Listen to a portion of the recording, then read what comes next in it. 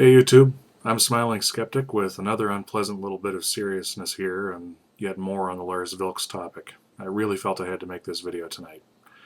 As a quick refresher on what's going on here, Swedish artist Lars Vilks drew a quick and crude sketch in 2007 depicting the head of the Muslim prophet Muhammad on the body of what's called a roundabout dog. These are small statues of dogs made out of various materials from metal to scrap wood or paper mache that are all left in the center of roundabouts as a bit of a fun hobby for people. This piece of artwork gained international notoriety for Vilks when Al-Qaeda placed a bounty on Vilks's head and promised a bonus if he was killed in a rather gruesome manner. They also placed a smaller bounty on the editor of the newspaper that printed the artwork. The drawing allegedly so enraged an American woman by the name of Colleen LaRose, who dubbed herself Jihad Jane, that she plotted to kill him, and she now faces life in prison for this. Recently, Vilks was giving a presentation at Uppsala University in Sweden, north of Stockholm, regarding freedom of expression or freedom of speech, when a group of about 15 people, Muslim students, decided to disrupt his presentation with chants of Allahu Akbar. Some of these protesters quickly stormed the stage for a physical confrontation with Vilks, leaving Vilks with broken glasses for his trouble. The police had to act and subdue the protesters, and 2 were arrested. This is video of one of the protesters being removed from the scene. Since this incident, Vilks' own website has been hacked, and his house has been vandalized and firebombed. The first video that I uploaded on this topic continues to be my most viewed video yet, and also the most commented on video. The comments are largely and sadly getting to be predictable, though. Commando 987 threatened to travel to Sweden and kill Vilks, with which all the death threats of this sort floating around recently carries with it all the sincerity of the boy who cried wolf. Several posters claimed that it was a cheap grab at attention from a lousy artist who doesn't attack other religions, quote unquote. These people unfortunately have to ignore that you don't survive as an artist without being successful, and he's been doing this for decades now. And that he depicted Jesus in a painting as a pedophile, but why muddle up such blind hatred with these annoying things like facts?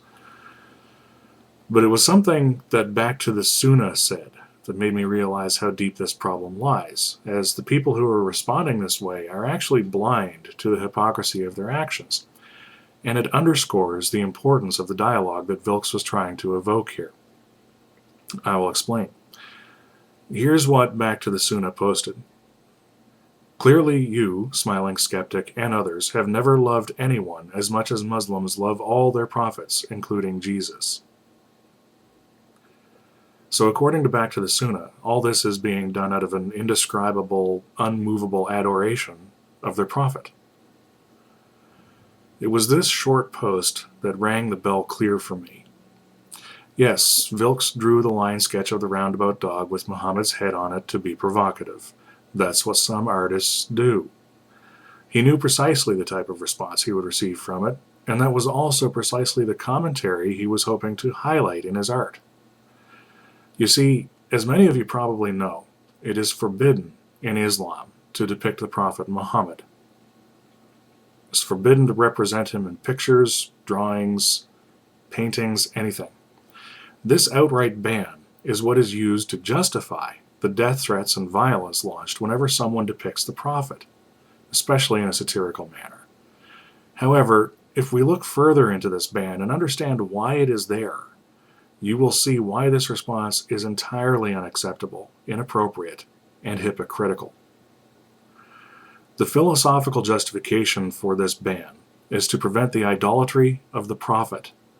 The motivation for the ban was born out of fear that idolatry of the prophet would lead to a loss of focus on the prophet's message, as the message was deemed to be far more important than the man.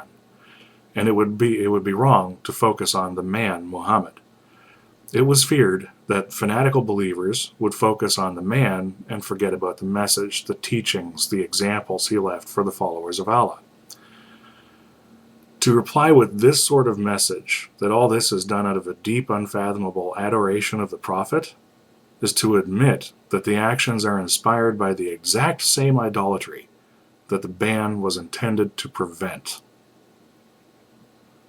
And this is precisely the point Vilks was trying to make.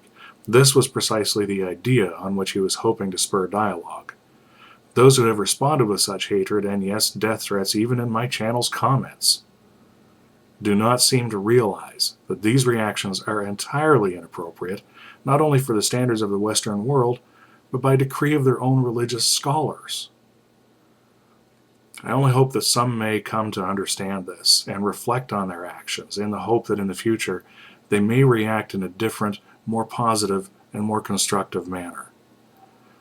Now that I've gotten that out of the way, someone has pointed out that I'm not exactly living up to my name, so I'm Smiling Skeptic. Be excellent to each other, and peace.